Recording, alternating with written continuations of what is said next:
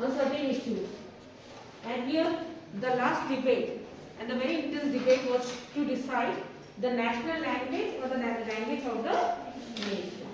Okay. So here when we talk about the language of the nation, so you can see the Congress by 1930, they decided that they will adopt Hindustani, okay, as the language of the nation. So Hindustani means it's a blend of mixture of Hindi and Urdu. Very good. So then comes even Gandhiji also wanted that Hindustani should be the national language of the nation. Okay. So what was the reason for that? As you know, the language should be easy to be understood by everyone. First of all. Second thing, when we talk about this Hindustani language, what Gandhiji believed that it is neither the Sanskritized version of Hindi nor the Persianized version of Urdu. Okay.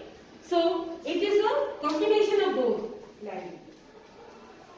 As you can see, when we talk the Hindi language, okay, it can add. Because it is a version, it's a combination of two different languages. So it means it can add new words also. It can assimilate the words from the regional language as well as from the foreign language. So that was the main reason, so that they want that Hindustani or Hindi should be the national language. Okay, as you know that they can't be confined to one language. If they will opt Hindi or they will opt Urdu, it means somewhere there it is incorrect in the sense of the nationalism. Okay, so that would be not the right choice of opting only of one single language. This is the combination of whole language, as the regional words are also included in Hindi. है कि नहीं है? तो ये क्या कर रहा है? ये यूनिफाई कर रहा है, हिंदू और मुस्लिम को जोड़ रहा है और उत्तर से दक्षिण को ये भाषा एक दूसरे से जोड़ रही है.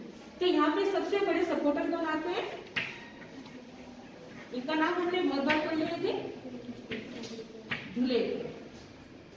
Okay, so he wants, as you can see there obviously बात है, जब डिबेट होता है तो एक सपोर्टर्स होते हैं, एक अपोनेंट्स होते हैं, दो जने होते हैं. तो यहाँ पर हम देखते हैं ये उनके सपोर्ट में थे. अगर हम कॉन्स्टिट्यूएंट असेंबली के मेंबर्स की बात करते हैं, this is clear, we are talking about the members of the constituent assembly. तो some are the supporters, some are the opponents. So he was the supporter of which that this Hindi should be the language of the constitution. Okay, so but again some of them they oppose that it should not be the language of the, it should be not be the national language or the language of the constitution. As you know that there is a diversity, regional diversity, है ना. अब जैसे हम हिंदी बोलते हैं तो हम ज्यादातर जानते हैं कि उत्तर भारत में हिंदी बोला जाता है, दक्षिण का अलग भाषा है, क्षेत्रवाद है, क्षेत्र के हिसाब से भाषा है, बोलियां है कि नहीं है. तो उन्होंने कहा कि हिंदी को क्या होना चाहिए, संवैधानिक भाषा होना चाहिए. But the other member of the constituent assembly they oppose it, that should not be the language of the constitution, as so many people they could not understood the language. So here Dhulekar ji ने कहा, फिर अपनी बात को रखा कि emphasize on the demand arguing that, किस बात पे रखा मैंने कि whoever the members of the constituent assembly, those who are framing the constitution, okay, if they don't know the language, they are not able to understand the language, इसमें उनका क्या होना चाहिए, सदस्य होने को मान्य नहीं होना चाहिए, कोई महत्व नहीं है अगर उनको देश की भाषा नहीं आती है. It is not being worthy of being the member of the constituent assembly. इतना समझ में आया. फिर यहाँ पर हम दूसरी चीज क्या देखते हैं, अब आता है लैंग्वेज कमेटी. ठीक है, लैंग्वेज कमेटी ने अब तक की रिपोर्ट प्रस्तुत किया है. Now the language committee has produced it report. Okay, तो उन्होंने क्या करा, उन्होंने बीच का रास्ता निकाला है. They thought that they will compromise और they will make a formula which will compromise the opponent as well as the supporter. ठीक है, तो उन्होंने क्या करा, जो उन्होंने प्रस्ताव रखा है, क्या प्रस्ताव रखा है, सबसे पहला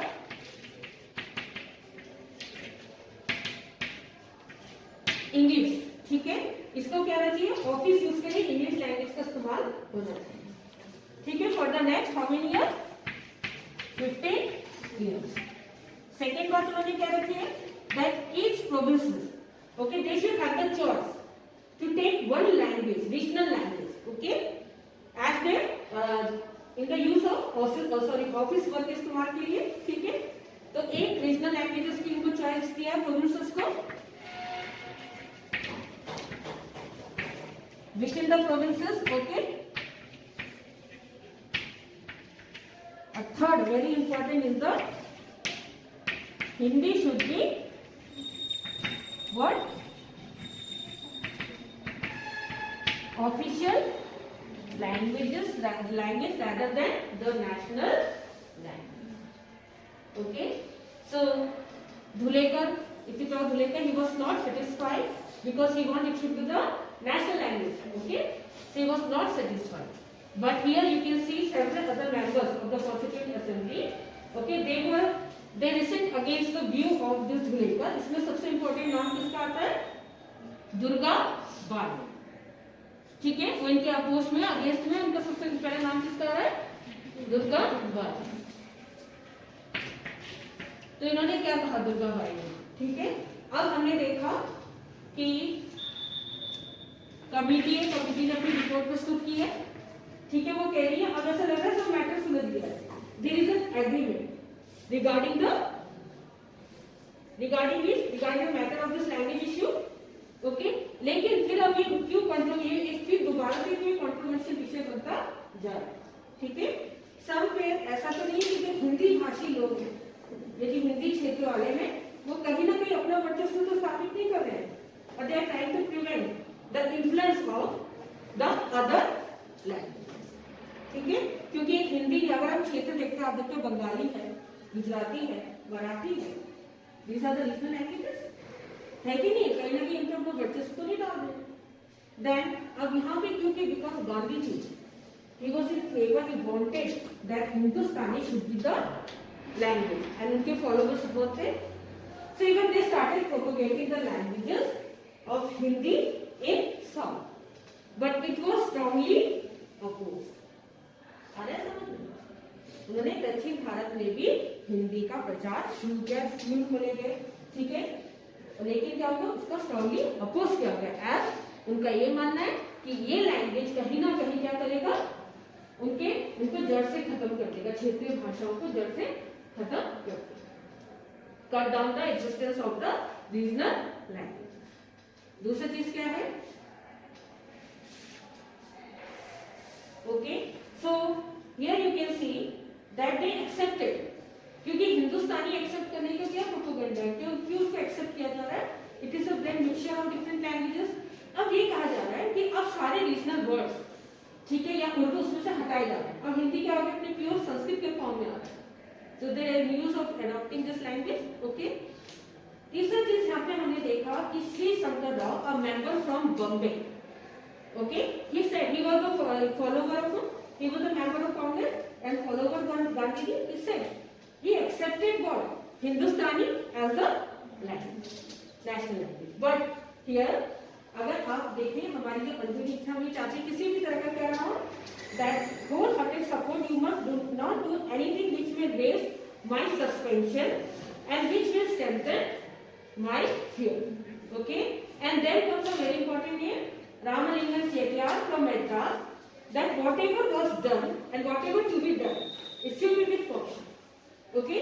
अगर हम कह रहे हैं कि अगर हमने लैंग्वेज, आप फोर्सफुली किसी का एग्रेसिव मैनर में ये कुछ नहीं कर सकते that you have to adopt this language, है कि नहीं है। और अगर आप कह रहे हैं कि हमें एक साथ रहना है, हमें एक साथ होकर चलना है, और when we want to live together, there should be a mutual and adjustment between them instead of forcing them to or pushing them to adopt. Okay, so here we finish this topic. Then comes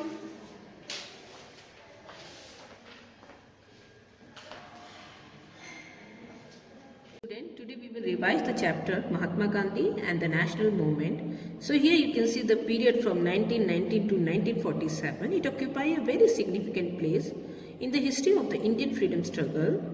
This is the time during the, you can see Mahatma Gandhi, he entered into the politics. And he used the weapons like satyagraha, non-cooperation and civil disobedience, which was based on truth and non-violence, and soon became the leader of the nationalist movement. Since Mahatma Gandhi, he dominated the Indian politics from 1919 to 1947. This period is generally known as the Gandhian era. So here you can see emergence of Mahatma Gandhi. His full name was Mohandas Karamchand Gandhi and was born on 2nd October 1869 at Porbandar in Kathiawad, Gujarat in a traditional Hindu family. His father Karamchand Gandhi was the Diwan of Rajkot and mother Putli Bai was a religious woman. He was married to Kasturba Bai at the age of 12. He passed his matriculation examination in the year 1888 and sailed to England to obtain the degree of law.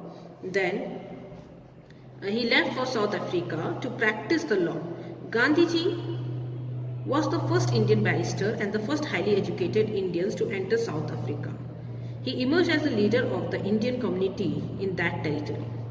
So the well-known historian Chandran Davidson has rightly remarked that South Africa was the making of Mahatma.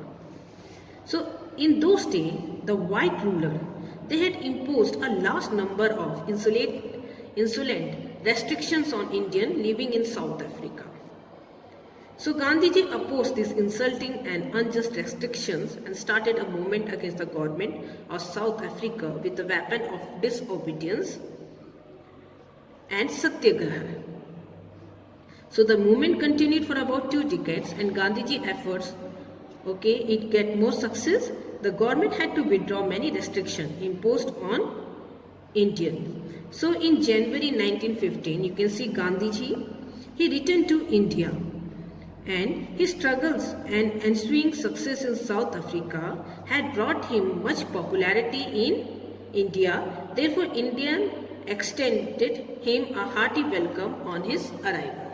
So, Gandhiji's struggle in South Africa prepared him to take over the leadership of Indian national movement, and the unique techniques of civil disobedience and satyagraha which he had developed in South Africa were to be successfully employed in the Indian national movement in near future.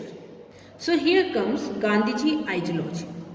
Gandhiji expressed his early view in his book entitled Hind Swaraj, which he wrote in 1909 while returning to South Africa from London. So here you can see he emphasized on truth and emphasize on non-violence and purity, emphasize on the purity of mean and the ends. So Gandhiji's success in South Africa, it paved the way for his future life. It was during this struggle that he evolved a new technique of struggle known as satyagraha. Based on the principle of truth and non-violence. So the literal meaning of satyagraha is to remain determined, stuck to the path of truth. So his weapon of satyagraha was also based on the principle of truth and non-violence. In his opinion, satyagraha is a principle of spiritualism based on love for mankind. It does not possess any kind of hatred for the rivals. Gandhiji considered truth as the supreme in life. So here you can see Gandhiji laid equal emphasis on non-violence as truth. He believed that non-violence had a wonderful power of shouting out all the problems. In Gandhiji's opinion, the non-violence is not a symbol of weakness, but of bravery and strength and fearlessness. Same he emphasized on the purity of mean and the ends. So here you can see Gandhiji believed in the purity and superiority of the means. He believed that for the achievements of good end, means should be also good. He had a strong desire to get his country free, but did not want to resort to falsehood, violence and treachery to achieve this objective. So now Gandhiji entry into the Indian politics. So Gandhiji was particularly influenced by Gopal Krishna Gokhale and regarded him as a political guru or mentor. Gokhale advised him to spend a year traveling around various places of India in order to know about the land and its people. So India underwent a number of significant changes during this period of 1893 to 1915. Though still a British colony, it was far more active in a political sense. You can see branches of Indian National Congress had been established in most city and town. Even this Swadeshi movement launched against the partition of Bengal in 1905 had significantly broadened the base of the Indian National Congress. The appeal of the Congress registered growth particularly among the middle classes. The anti-partition movement had thrown up the national leaders like Bal Gangadhar Tilak of Maharashtra, Bipin Chandra Pal of Bengal and Lala Lajpat Rai of Punjab. Bal and Pal became popular as Trimurti in the history of the national movement. So here you can see that in the year 1885 to 1905 of the Indian National Congress, the known as the period of liberal nationalism or moderate. So they had a complete faith in the constitutional and peaceful method. They wanted to draw the attention of the government through constitutional methods like memorandum, petition, resolution, newspaper and deputations. So these liberals, they were known as the moderate. And you can see they were the supporter of a more gradual and persuasive approach. Gopal Krishna Gokhale, the political guru or mentor of Gandhiji, and Muhammad Ali Jinnah, who like Gandhiji was an advocate of Gujarati origin trained in London, were also associated with the group of the moderates. Here comes the Banaras speech of Gandhiji. As per the advice of Gopal Krishna Gokhale, Gandhiji spent about a year, he traveling around the various parts of India in order to know about the Indian masses. So here you can see the first major appearance of Gandhiji was at the opening of the Banaras Hindu University in February 1916. The princes and philanthropists, who by making large donation, they had contributed greatly to the founding of the university, was particularly invited to the inauguration ceremony. And some important leaders here, you can see Annie Besant, who attended the function. Gandhiji was also invited on account of his achievement in South Africa. So Gandhiji felt it very bad that there was no mention of the poor laborer. Of the poor laborer. And in the speeches of the dignitaries. Therefore, while speaking on this occasion, he criticized the elite for it. While expressing his view, he said that the opening of Banaras Hindu University was certainly a most gorgeous show, but the ever-increasing economic gap between the rich and the poor. Calling upon those who are present there, Gandhiji said, there is no salvation for Indian unless you strip of yourself of this jewelry and hold it in, trust for your countrymen in India. So the opening of the Banaras Hindu University was an occasion for celebration because this nationalist university was founded by Indian money and Indian efforts. But Gandhiji, in place of adopting a tone of self-congratulation, wanted to remind those present of peasants and workers who thought forming the majority of Indian population were not present there as an audience. So here comes the founding of the Sabarmati Ashram. In 1916, Gandhiji founded Sabarmati Ashram. On the bank of river Sabarmati at Ahmedabad, it was named as the Satyagraha Ashram. In fact, this ashram was established as a workshop of truth and non-violence. So Gandhiji started the experiment of his view and technique of the struggle based on the principle of Satyagraha and civil disobedience from this very ashram. So Gandhiji first experiment of Satyagraha in India. So before becoming an active participant in the Indian national movement, Gandhiji participated in the Satyagraha of Champaran and Kheda during the 1917 and 1918 and struggled in favor of the demand of the textile mill worker in Ahmedabad. So Gandhiji first experience, made his first great experiment in Satyagraha in the Champaran districts of Bihar. The indigo farmers of Champaran were excessively oppressed by the European planters. So in 1917, Gandhiji reached Champaran, but the commissioner of Champaran prohibited his entry into the area and ordered him to leave Champaran immediately.